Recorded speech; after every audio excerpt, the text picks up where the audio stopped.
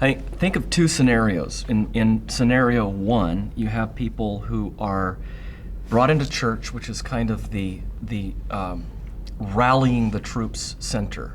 This is the place where the culture wars are going to be fought or won or lost, and maybe even at a sort of tepid level of how we're going to save the family. Yeah. And so this is the place where we do all of this work, and you receive all these instructions. Oh, and find a ministry in the church. Everybody has to find a ministry in the church. Now, I mean, we all know people who don't know their family because they are involved in full-time Christian ministry. They found a ministry in the church and it's drowning them, or they're elders or deacons and they never see their family.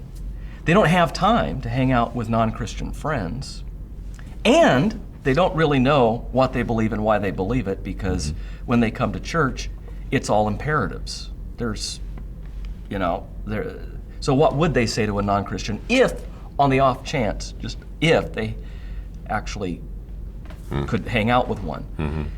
Scenario two, people come to church, are fed, are clothed, are bathed, are cared for, and they want to bring their friends to church, and they now feel free to share their faith with others, and even in ways that aren't really obvious to them. They are testifying to Christ by their love and service for their neighbors. Now they're out in the world because they don't feel any obligation to be involved in any kind of ministry in the church. They are served by the church. Now they can love and serve their neighbors, and their pastor doesn't know their calling as well as they do. Mm-hmm. And so he has no say, really, outside of Scripture, has no say in how they exercise that calling. It does sound to me like it sounds like you are calling to downsize or simplify church programs so that people who are neither in full-time vocational ministry, no, because you're saying that in scenario one, it sounds like you're saying there's a whole class of people that are not in full-time ministry, but we're really not giving them any ability to pursue their callings in the world. Yeah. Because we have these massive programs that need an enormous number of volunteers. We're kind of using them to, in a sense, staff without paying them. All these ministries, and you're saying we're losing the culture wars. Well, and I'd love to hear you guys on this. Do you think we are creating ministries because we have this idea that every sheep's a shepherd? Every member is a minister, so we have to create enough ministries for everybody to be involved with? After you. We want to be, the language we would use at the Village, specifically in Dallas, Texas, where a bulk of the churches in Dallas, Texas are program driven. And so everything from RAs to GAs, to Awanas to, there's, depending on where you are in life, there's a program for you. And so what we wanted to do at the Village is be very, very simple, lean, drive as much as we can through one or two lanes, and then really preach and proclaim the mission of God as you've been uniquely wired and uniquely placed within the context of your life, Psalm 139, Acts 17. And so then we want to highlight how that works. And so when we do baptisms after a profession of faith, when we baptize, not only is the person in the water just study up on it. That not only is what a concept.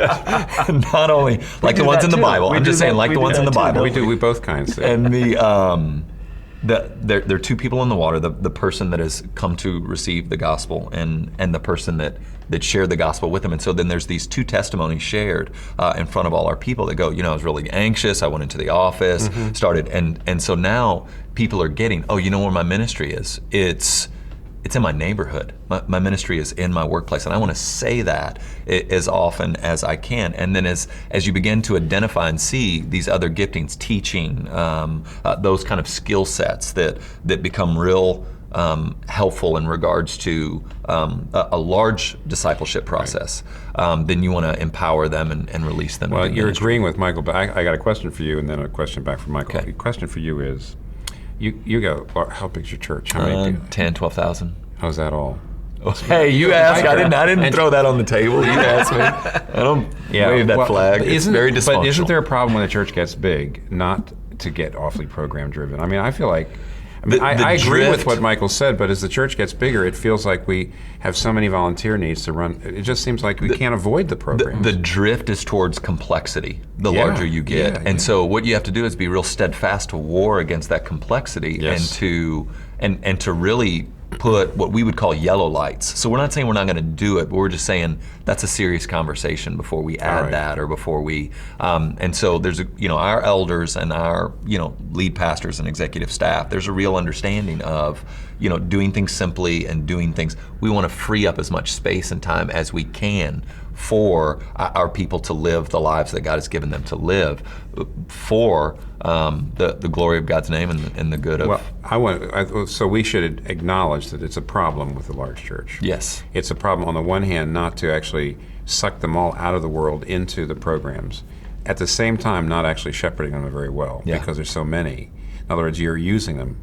There's a tendency in large churches to use people. That is, we need your bodies, we need you to be in here doing all this work. At the same time, the pastors actually are not able, usually, to get to everybody and say, how are you doing? And to talk to people to find out. So it's a problem.